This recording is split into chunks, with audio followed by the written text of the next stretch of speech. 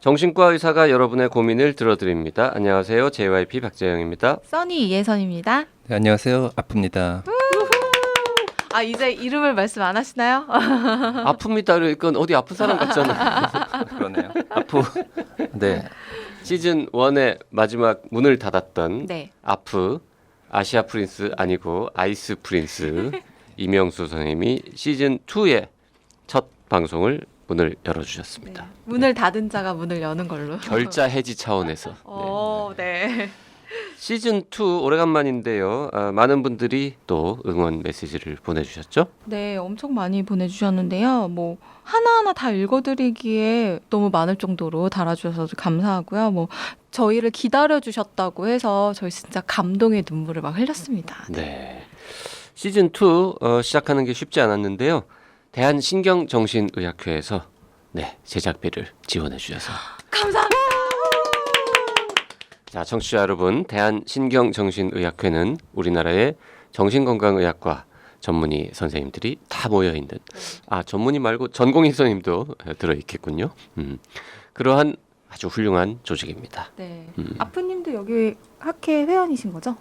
네, 당연히 회원이고 이제 학교 홍보이사를 맡고 있는데요. 지금 이사장님께서 국민 소통을 굉장히 강조를 하셔서 지난번에 출연했을 때도 보니까 그리고 사실 그 이사회에서 정신여고가 한번 거론이 된 적이 있었어요. 국민 소통과 관련해서 어떻게 하는 게 좋을까. 그런데 또 마침 출연 섭외를 제가 받았었고 좋을 것 같다고 해서 이제 제안을 드려가지고 정신여고 시즌 2를 함께 하게 되었습니다. 네. 이사장님 성함 한번 여기서 외쳐드려야 되지 않겠습니까? 권준수 이사장님 감사합니다. 감사합니다. 존경합니다. 네.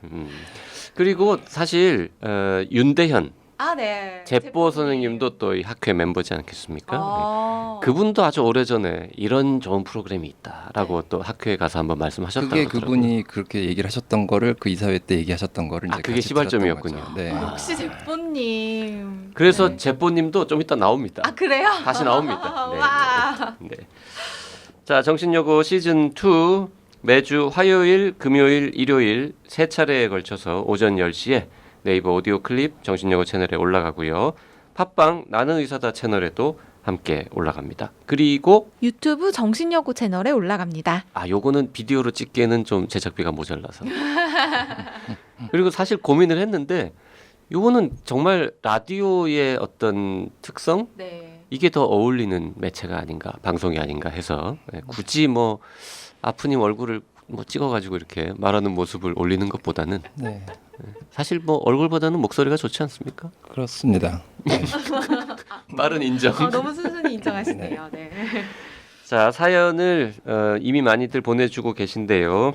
계속 사연 보내주실 곳은 나노의사다 카카오톡이나 라디오 @ doc.co.kr로 보내주시면 되고요. 원하는 닉네임, 아무래도 실명보다는 남들 모르는 이름으로 알려주시고요. 그리고 사연을 가능한 구체적으로 보내주시면 저희가 상담하는 데 도움이 되겠습니다. 사연 채택되신 분들께는 커피 쿠폰 2장 보내드리고 있으니까요. 많은 참여 부탁드립니다. 네, 그리고 대한신경정신의학회가 2019년도 정신건강 박람회를 개최합니다. 3개 도시에서 진행하는데요. 공주시 문화시설 고마에서 8월 30일부터 8월 31일까지, 부산 시민공원 다솜광장 일대에서 10월 2일부터 10월 3일까지, 동성로 로드아트와 대구시내 공연장 등에서 10월 9일부터 10월 11일까지 개최됩니다. 정신건강에 관한 정보를 습득하실 수도 있고요. 관련 단체 부스를 통해서 정신건강과 관련된 여러 체험을 하실 수 있습니다. 또 정신건강의학과 전문의 선생님과 1대1 상담을 할 수 있는 프로그램도 마련되어 있다고 하니까요. 청취자 여러분들의 많은 관심과 참여 부탁드립니다. 네, 공주나 대구나 부산에 계신 분들 참여하시면 좋을 것 같네요. 문의사항 있으시면은 플래너 코리아라고 검색해 보시면은 찾으실 수가 있을 것 같습니다. 그리고 한 가지 소식이 더 있습니다. 새 시즌인데 이거 안 하면 서운하죠. 맞습니다. 정신여고 시즌2 오픈 기념 이벤트를 준비했는데요. 저희가 이번에는 유튜브에도 업로드하지 않습니까? 네, 비록 소리만 나가지만요. 그렇죠. 그래서 유튜브 정신여고 채널에 댓글을 남겨주신 분들께 저희가 작지만 마음을 가득 담은 선물을 드리려고 합니다. 총 30분을 뽑아서 콤부차 에너지 크림을 드립니다. 콤부차 에너지 크림이 뭡니까 근데? 요새 미국 할리우드 스타들에게 건강 및 미용 음료로 인기를 얻고 있는 게 바로 콤부차인데요. 이 콤부차를 발효시켜서 만든 크림이에요. 우리 나의사 피부과 크루인 헬레나님이 자기가 만들었다고 막 했던 그거죠? 네, 맞습니다. 아. 차바이오 그룹 계열사인 차랩에서 만들어낸 거고요. 저희 이제 먼저 제품을 써보지 않았습니까? 아, 좋습니다. 언제까지 참여하면 됩니까? 네. 어떻게? 저희 이벤트 8월 딱 한 달 진행하고요. 8월 31일까지 유튜브 정신여고 채널에 구독 버튼 꾹 눌러주시고 댓글에 응원 메시지를 남겨주시면 됩니다. 나중에 당첨 확인을 위해서 알람 설정하는 것도 잊지 말아주세요. 네이버 오디오 클립이나 팟빵 게시판에 올리시는 거는 이벤트에 응모되는 거 아닙니다. 아닙니다. 네. 유튜브 정신여고 채널에서 꼭 해주셔야 네, 되고요. 유튜브에서 정신여고라고 검색하면 나옵니까? 나오죠. 정신과 의사가 여러분의 고민을 들어드립니다라고 검색해야 나옵니까? 그렇게 해도 나옵니다. 아, 둘 다 되는군요. 둘 다 나옵니다. 네, 알람 설정을 어떻게 하는 건지 모르시는 분들 혹시 계실까봐 말씀드리면 구독 버튼 옆에 종 모양 누르시면 됩니다. 많이 많이 참여해 주시고요. 자매 채널 나는 의사다에도 놀러 오셔서 구독 버튼, 좋아요 버튼 눌러주시면 고맙겠습니다. 자, 시즌 2 첫 번째 사연인데요. 섭식 장애였던 저 임신이 두려워요라는 사연이고요. 도와주세요라는 분의 사연입니다. 안녕하세요. 저는 41살 여성입니다. 20대 초반부터 섭식장애를 알아왔고 거식증과 폭식증을 번갈아 앓았습니다. 가장 상태가 안 좋았던 22부터 27까지는 병원에서 인지행동 치료를 받고 프로작을 비롯한 약을 먹었습니다. 종합병원 섭식장애 클리닉을 거쳐 나중에는 개인병원으로 옮기고 우울증 치료도 병행했습니다. 20여 년이 지난 지금은 완치는 아니지만 일상생활에 무리 없는 정도로 호전됐습니다. 병원을 다니지 않은 지도 오래됐고요. 아직도 스트레스를 많이 받았을 때 음식으로 기분을 전환하기도 합니다. 폭식하고 토하거나 운동을 열심히 하지만 섭식장애가 일상을 해치지 않은 지 거의 8, 9년이 되어가고 있고 마르지도 뚱뚱하지도 않은 일정 체중을 유지하고 있습니다. 20대와 30대 초반이 병에 일방적으로 두들겨 맞기만 하는 처지였다면 지금은 거리를 유지하며 잽을 주고받는 정도의 상태라고나 할까요? 이렇게 문제가 없는 것 같은데 정신요고의 문을 두드리는 이유는 임신과 출산 때문입니다. 결혼하고 5년이 되도록 아이가 생기지 않았고 특별히 애써 아이를 만들려는 노력을 하지 않았기에 그동안 큰 고민을 하지 않았습니다. 한편으로는 아이가 생기면 어떻게든 좋아지겠지 하는 생각도 들었고요. 그러나 얼마 전에 임신과 계류유산을 겪고 고민이 커지고 있습니다. 일단 임신으로 몸매가 변하기 시작하자 스트레스가 감당할 수 없을 만큼 커졌어요. 거기에 따라 폭식과 구토도 심해졌고요. 운동도 매일 하러 갈 수밖에 없었습니다. 증량해서 스쿼트를 하다 쓰러지기도 했어요. 임신과 출산에 따른 체형 변화는 제가 어쩔 수 없는 일이라는 걸 알지만 어쩔 수 없는 일이기에 어떻게 해야 좋을지 알 수가 없었습니다. 제 몸을 제가 통제할 수 없다는 것, 그리고 아무리 노력해도 뚱뚱해진다는 사실이 저를 거의 미치게 만들었어요. 이해받기는 힘들겠지만 공포에 가까웠습니다. 저는 이런 폭식과 구토 그리고 운동 같은 행위가 태아에 어떤 영향을 미칠지 궁금합니다. 10달간 이런 일이 반복되더라도 아이가 건강하게 태어날 수 있나요? 또 출산 뒤 프로작을 복용하면 수유가 가능한가요? 제가 한 행동들이 계류유산을 유발할 수도 있을까요? 저는 거의 8년 만에 가장 오래 저를 치료해 주셨던 선생님을 찾아갔습니다. 그분이 제게 주신 답을 요약하면 나도 모른다 였습니다. 대신 저에게 정신과와 산부인과가 협진이 가능한 큰 병원에서 진단을 받고 출산하기를 권하셨는데요. 저는 그 일이 어렵고 무섭게 느껴집니다. 가족들은 제가 완치됐다고 생각하고 남편은 제가 섭식장애로 고통받은 사실을 모르거든요. 저는 자칫 커밍아웃을 하게 될까봐 두렵습니다. 그 누구보다도 남편과 시댁이에요. 경기도 외곽에서 굳이 서울의 큰 병원을 찾는 것부터가 너무 이상하게 보이지 않나요? 그것도 유명한 산부인과가 아니라 종합병원이라뇨. 아이를 하나 낳으면 좋겠다는 마음과 저는 아이를 낳아 키울 만한 사람이 아닌 것 같다는 마음 사이에서 고민이 큽니다. 저는 어쩌면 끊임없이 먹고 토하면서도 아이를 무사히 낳을 수 있을지도 모릅니다. 하지만 출산 뒤에는 어떨까요? 그때는 돌봐야 할 아이가 생기는데 저는 그 스트레스를 어떻게 할 수 있을까요? 소파 수술 후 운동을 할 수 없을 때에도 제 섭식장애 증상은 어김없이 심해졌습니다. 그러다 다시 병에게 두들겨 맞기만 하던 통제불능 시절로 돌아가는 건 아닐까요? 저는 온 20대를 바쳐 남들처럼 먹고 마시고 사는 법을 배웠고 30 중반이 되어서야 남들처럼 평범하게 사는구나 싶었는데 임신과 출산 앞에서 다시 움츠러드네요. 좌절감과 낭패감이 듭니다. 저는 어떤 절차를 밟아야 할까요? 어떤 치료부터 받아야 할까요? 제가 노산이기 때문에 산부인과에서는 다음 임신은 의논하고 상담해서 진행하자고 하는데 제가 섭식장애 환자라는 사실을 산부인과에도 알려야 하나요? 그런 얘기를 꺼내는 생각만 해도 끔찍합니다. 섭식장애 환자들은 임신과 출산을 어떻게 겪어야 하는 걸까요? 다른 환자들은 어땠을까요? 도움이 될 만한 말씀을 부탁드립니다. 저 좀 도와주세요. 네, 시즌2 첫 사연 조금 길었는데요. 굉장히 복잡한 것 같습니다. 네. 이 아프님 요즘 공부 좀 하고 오셨습니까? 어려운 사연인 것 같은데? 네, 첫 사연부터 어렵습니다. 섭식장애가 그 거식증과 폭식증을 번갈아 앓았다고 하셨네요. 네. 중요한 거는 일상생활에 무리가 없는 정도로 호전이 되었었던 경험을 한 것이 되게 중요한 포인트인 것 같습니다. 네, 섭식장애, 특히 거식증 이유는 되게 고전을 하는 경우들이 많은데 무리가 없는 정도로까지 호전이 되었고 그 비유도 되게 좋은 비유를 많이 쓰셨는데요. 서로 거리를 유지하면서 잽을 주고받는 정도, 그러니까 완전히 영향을 받고 있지는 않지만 그래도 일상적인 생활에 문제가 없을 정도의 수준으로 본인이 이제 조절할 수 있는 수준까지는 됐다라고, 그런 이제 병에 대한 인식이라고 하죠. 그런 것도 가지고 계셨고 잘 지내고 계셨던 것 같은데, 임신과 출산이라는 게 굉장히 삶의 큰 스트레스이긴 하거든요. 누구나.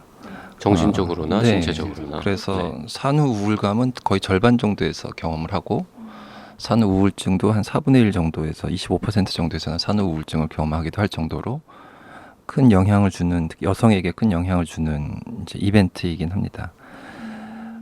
이제 과거 성장 배경 같은 것들이 기술이 안 돼 있었기 때문에 섭식장애가 유발된 어떤 심리적인 원인, 그런 부분들은 알 수는 없지만 그래도 가족들이 잘 지지를 해주셨던 것 같고요. 중간중간에 치료를 오래 받으셔서 그런지 그 섭식장애의 중요한 단어들이 등장을 하는데, 내 몸을 통제할 수 없다는 것. 그러니까 섭식장애의 가장 큰 중요한 그 다이나믹이라고 그래야 되나요? 그 심리적인 원인은 통제거든요. 그래서 먹고 토하는 것 말고는 내가 어떤 것도 나의 삶을 통제할 수 없다라는 생각이 가장 중요한 요인이거든요. 그래서 먹고 토하는 것만 내가 할 수 있다. 그러면은 이제 결국에는 먹고 토하는 것 말고도 내가 컨트롤할 수 있는 삶의 영역, 범위들을 넓혀 나갈 수 있다라는 그런 것. 이런 것들을 잘 이제 이야기해 나가고 확인해 나가는 것들이 섭식장애의 치료 과정이 될 수가 있겠습니다. 근데 참 다행이라고 할 만한 게 섭식장애 굉장히 치료가 잘 안 되는 병이라고 네, 어렵습니다. 네, 알고 네. 있는데 8, 9년 동안 전혀 일상을 해치지 않는, 그리고 체중도 적정하게 유지하고 계시고 결혼도 하시고 네, 굉장히 좋은 일이긴 한데 결혼, 임신, 유산 이런 것들을 겪으시면서 네, 조금 더 힘드시다라는 건데 네. 지금 폭식이나 구토 같은 게 조금 생기셨어요 이미. 네. 네, 그러면 이런 거를 뭐 섭식장애가 재발했다 이렇게 표현합니까? 네, 뭐 그렇다고 볼 수도 있겠죠. 네. 근데 그 이전에도 폭식 구토가 조금씩은 있었다고는 얘기를 하셨죠. 그런데 그 강도와 빈도가 늘어난 것 같아요. 그 스스로를 통제할 수 있다는 통제감이 많이 줄어드는 것 같고 재발했다라고 볼 수도 있을 것 같습니다. 혹시 그런 연구 결과 같은 게 있습니까? 임신을 하게 되면 섭식장애가 뭐 더 잘 재발한다거나 나빠진다거나. 어쩔 수 없이 임신을 하게 되면 몸무게가 증가를 하고 신체적인 것들이 변화되잖아요. 네. 그러니까 섭식장애라는 것은 신체적인 이미지에 대한 과도한 몰입과 심한 경우에는 거의 망상의 수준에 달하는 왜곡된 생각, 바디 이미지를 가지고 있는 게 섭식장애라고 보았을 때, 근데 이거는 분명히 누구라도 변화되는 거잖아요. 그런데 그게 굉장히 자연스럽고 당연한 일임에도 불구하고 내가 어쩔 수 없는 일이라는 것을 알지만 이라고 전제를 걸긴 하셨지만 그 당연히 변화되는 것 자체를 이제 받아들이지 못하는 게 되는 거죠. 그러니까 섭식장애가 없는 분들보다는 바디 이미지에 대한 변화에 훨씬 더 민감하게 반응을 하고 있다라고 볼 수 있겠죠. 일반적인 여성들도 그래서 아기 낳는 것이 싫다라고 이야기하시는 분들도 계시긴 하거든요. 저는 공감할 수 있어요. 그런 생각이 저도 들거든요. 지금 보면 10달간 혹시 이렇게 폭식하고 구토 그리고 운동을 하더라도 아이가 건강하게 태어날 수 있겠느냐라고 물으셨거든요. 그것에 대해서 그럴 수 있다라고 대답할 의사는 한 명도 없을 것 같아요. 네. 영향을 주긴 준다. 네, 당연히 영향을 주겠죠. 어떤 영향인지까지 제가 산부인과적인 지식은 부족해서 분명하게 말씀을 못 드리겠지만 상식적으로 가장 편안한 환경으로 아이한테 스트레스가 적은 상태를 만들어 주는 게 이제 임신이고 그 임신 기간 동안 그렇게 유지해 주는 것이 이제 산모의 의무라고 보았을 때 폭식과 구토, 운동 같은 것들이 당연히 태아한테 영향을 주겠죠. 그 섭식장애도 뭔가 약을 처방을 하시죠. 네네. 그러면 그 약은 임신 중에도 먹어도 되는 겁니까? 권장하지 않죠. 네. 어렵구나. 그런데 임신일 때의 우울증, 이제 섭식장애 베이스 기본에도 이제 기저에는 우울증이 같이 있거든요. 그 폭식 행위 때문에 오는 어떤 공허함, 그다음에 우울감도 우울증이고 우울했을 때 섭식장애 행위가 더 많이 나타나기도 하고 어떤 식으로든 연관성이 있는데 그 자기장 치료라고 임산부 같은 경우에 약을 처방을 못하는 경우에 이제 자기장 치료라는 치료 기법을 사용하기도 합니다. 자기장 치료요? 네. 자석 속에 들어가는 거? 이런 아니에요, 겁니까? 아니에요. 자석이 아니라 이제 뇌파를 자기장으로 직접 자극을 주는 거예요. 그래서 일반적인 경구 복용약은 먹어서 혈관을 통해서 뇌에 가서 효과를 나타내는 게 일반적인 경구 치료제라면 TMS라고 하는데 자기장 치료는 직접 뇌파를 자극해서 뇌파를 안정화시켜서 우울감, 불안감 이런 것들을 호전시키는 거죠. 한 번 받으면 효과가 얼마나 가나요? 한 번이 아니라 보통 15회에서 20회 정도를 굉장히 지속적으로 초반에 이제 몰아서 하게 됩니다. 일주일에 최소 3번 이상, 4번, 5번 정도까지 하게 되면 약을 복용할 수 없는 상황에서 우울감이나 불안감이나 그 폭식 그 자체보다는 그 기저에 있는 불안, 우울 같은 그런 증상들을 호전시킬 수는 있습니다. 도와주세요 님이 정신과 산부인과 협진이 가능한 큰 병원에 가는 게 좋겠다. 이거 맞는 말 아니에요? 원론적으로 맞죠. 네. 그래야 될 것 같아요. 네, 산부인과적인 것은 굉장히 잘 봐야 되니까 협진이 가능한 곳을 가는 건 맞습니다. 그런데 커밍아웃에 대한 부분을 이제 걱정을 하셨는데 이럴 수는 있을 것 같아요. 그 임신과 출산, 특히 노산 같은 경우에 여성에게는 굉장히 큰 생리적인 변화, 또 심리적인 변화, 스트레스 요인이거든요. 물론 임신과 출산은 굉장히 축하받아야 될 일이긴 합니다만 굉장히 또 스트레스풀한 상황이기는 해요. 그리고 산후우울증도 굉장히 많다고 말씀드렸잖아요. 이럴 때 가족 친지들이 내가 임신과 출산을 앞두고 있으면서 굉장히 정서적으로 불안정하고 우울하다라는 것 정도는 누구나 경험할 수 있는 문제다라고 생각을 해요. 그래서 굉장히 많이 우울하다. 그렇기 때문에 아이를 건강하게 낳기 위해서 내 우울감은 어찌됐건 도움을 받아야 된다라는 정도까지는 과거가 아니라 현재의 내 상태를 오픈을 하고 이 문제를 개선시키는 거는 사실 굉장히 많이들 경험하는 거니까 그거는 거짓도 아니고 사실이잖아요. 그렇게 도움을 요청을 하고 개선시킬 수 있는 방향을 찾아나가는 것은 좋지 않을까 현명한 싶습니다. 방법이다. 굳이 과거에 섭식장애를 알았었다. 이 얘기를 굳이 할 필요는 없고 심하게 할 필요는 없다고 생각해요. 네. 하지만 내가 임신을 해서 여러 가지로 힘들어서 산부인과 선생님이 정신과도 좀 같이 다녀라라고 했다. 그래서 나도 그게 좋을 것 같아서 다닌다. 네. 이렇게 말하는 거는 뭐 자연스럽다라는 거죠. 그리고 이제 나이가 조금 고령이시니까 고령 산모의 경우에는 더 봐야 될 것들이 많잖아요. 네. 그래서 종합병원으로 다니시는 분들이 많다고 알고 그것도, 있어요. 네, 안 이상할 것 같아요. 안 이상해요. 네. 전혀 안 이상해요. 경기도 네. 외곽 어디신지 모르겠지만 뭐 서울 가까운 네. 경기도라면은 뭐 오셔도 되고 네, 경기도에도 큰 병원들 많이 있잖아요. 뭐 네, 아주대병원도 경기도에도 있고 큰 병원들 많이 있죠. 일산 네. 쪽도 네. 있고 네. 구리 쪽도 있고 네.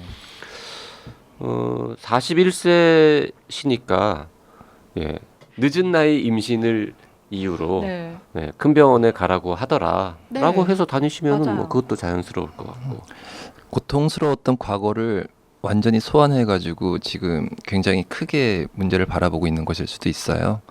그냥 고령 임신 여성이 겪는 우울감인데 그것이 섭식 행위와 좀 더 연관성이 있는 거다라고 그냥 현재 상황의 문제만 그렇게 보시고 이것을 어떻게 현명하게 해결해 나갈 것인지만 생각을 하면 좀 더 마음이 편해지지 않을까 싶습니다. 네. 큰 병원에 일단 좀 가시면 좋을 것 같고요. 하나만 더 프로작을 수유하면서 먹을 수 있느냐라고 물어보셨는데 그것도 역시 권장하지는 않습니다. 권장하지는 네. 않아요. 그럼 어떻게 해요? 그거 역시 이제 아까 TMS? 자기장 치료를 이제 부스터로 음. 이렇게 계속 하기도 하고요. 네. 네. 일단은 안전하게 건강한 아이를 출산하는 것 거기까지를 1단계로 놓고 그 이후의 과정은 나중에 고민을 해도 되지 않을까 싶습니다. 네.